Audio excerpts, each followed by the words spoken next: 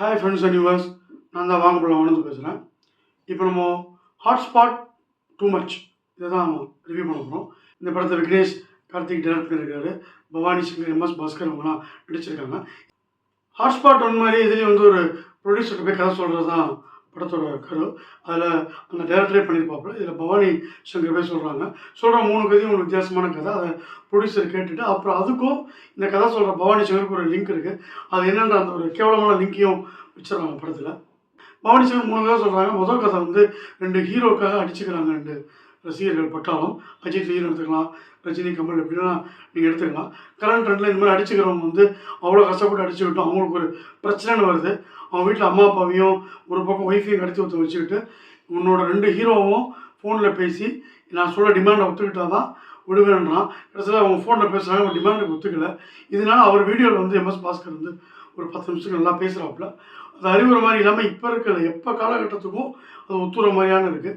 உன் ஹீரோவை பார்க்கலாம், வேலையை பாரு, அவன்லாம் ஜாலியாக இருக்கான், நீ மட்டும் என் போஸ்ட் ஓட்டி செத்து போகிறன்ற மாதிரி தெளிவாக பேசியிருக்காப்புல. ஏற்கனவே நீங்களும் ஹீரோ தான் அப்படின்னு ஒரு படத்தையே வி சேகர் நிழல் ரவி வச்சு எடுத்துருப்பாரு. அப்பயே திருந்தாத கூட்டம் இந்த படத்தை பார்த்தா திருந்த போகுது. ஸோ இப்போ கரெக்டாக விஜய் கட்சி ஆரம்பிக்கிற நேரத்தில் இந்த படம் வந்ததுனால கொஞ்சம் பரபரப்பாக இந்த ஸ்டோரி இருக்குது. எம்எஸ் பாஸ்கர் அருமையாக பண்ணியிருக்காப்புல. 3 ஸ்டோரியிலையும் முடிவில் வந்து ஒரு டிஸ்ட் வைக்கிறது தான் அந்த டேரக்டரோட ப்ளஸ்ஸு. இது 3லேயுமே கரெக்டாக ஒர்க் அவுட் ஆகிருக்கு. 2வதுல வந்து பார்த்திங்கன்னா ஒரு என்ன தான் ஃபாரின் போய்ட்டு இருந்தாலும் நம்ம இஷ்டத்துக்கு துணியை மாற்றிக்கிட்டு நம்ம கல்ச்சரை மாற்றிக்கிட்டாலும் அங்கே இருக்கும்போது அப்படி இருக்கலாம். பட் இந்தியாவுக்குன்னு வந்தால் இந்தியாவுக்கு ஏற்ற மாதிரி தான் இருக்கணும். இடம் பொருள் எவ்வளோ ஒன்று இருக்குது. அதை தம்பி ராமையா தன் பொண்ணுக்கு வந்து சூப்பராக புரிய வைக்கிறாரு. அதுவும் ஜாலியாக பார்க்கும்போது இப்படிலாம் பண்ணுவாங்கன்னு ஒரு அவுட் ஆஃப் தி பாக்ஸ் திங்கிங்காக இருக்குது. அதுவும் நல்லா பண்ணியிருக்காங்க. 3வது வந்து கொஞ்சம் குழப்பமாகவும் கொஞ்சம் இதாக இருந்தாலும் ட்விஸ்டாக கொண்டு போன விதத்தில் நல்லாயிருக்கு. அஸ்வின் வந்து நிறையா கதை கேட்டு தூங்கிட்டேன்னு சொல்லுவார். அவரே அந்த கதையில் ஓட்டுனது. அவர் வந்து 2050 ஒரு ஃபோன் லிங்க்கில் கால் கொரியன் படத்தில் வர மாதிரி லவ் பண்ணுறது.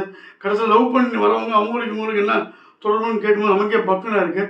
ஏதாவது பக்குன்னு பண்ணிடுவாங்கன்னு ஒரு பயம் இருக்கும்போது கடைசியில் வேறு மாதிரி அதை முடிச்சிருக்காங்க. ஏன்னா போன ஹாட்ஸ்பாட்லேயே அம்மாவும் பையனும் அப்படின்ற மாதிரி கசமசான மாதிரி ஒரு கதையை கொண்டு போய் வேறு மாதிரியாக பிடிச்சிருப்பாரு.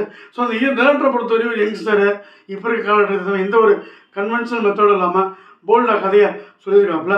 ஹாட்ஸ்பாட் ஒன்லேயே தான் மாமனாரை கரெக்ட் பண்ணுறதுக்காக கதை சொல்லி பொண்ணையும் லவுட்டிட்டு போவார். இது அந்த பொண்ணையும் பவானி சங்கர் லவுட்டிட்டு போகிறதா கொஞ்சம் ஓவராக இருக்குது. இருந்தாலும் ட்ரெண்டுக்கு ஏற்ற மாதிரி பண்ணுறோன்னு சொல்லி தமிழ்நாட்டுக்கு ஒத்துவராத விஷயத்தை திணிச்ச மாதிரி எடுத்து வச்சது கொஞ்சம் எடுபடலை. இந்த படத்தில் அவங்களே கலாய்ச்சிக்கிறதுனால நம்ம பெருசாக கலாய்க்கிறதுக்கு ஒன்றும் இல்லை. உட்காந்து பார்க்குறதுக்கு அட்வைஸாக இல்லாமல் கொஞ்சம் போல்டிக்காமல் சொன்னதில் இயக்குனர் ஜெயிக்கிறாரு. நிறையா ரெஃப்ரெஷிங்கான சீன்ஸ் இருக்குது. 3வது சுமார் வந்தால் கூட 1, 2, 3 வருஷப்படி நல்லா இருக்கனால இயக்குனரை பாராட்டலாம். வாங்கப்படம் பஞ்சலைன் ஹாட்ஸ்பாட் டூ மச் கொஞ்சம் ரெடியூஸ் பண்ணியிருக்கலாம். 2.5 ஸ்டார் ரேட்டிங். ரிவ்யூ பிடிச்சிருந்தா லைக் பண்ணுங்கள், ஷேர் பண்ணுங்கள். வாங்கப்படம் சேனல் பிடிச்சிருந்தா மறக்காமல் சப்ஸ்கிரைப் பண்ணுங்கள். நன்றி, வணக்கம், பாய்.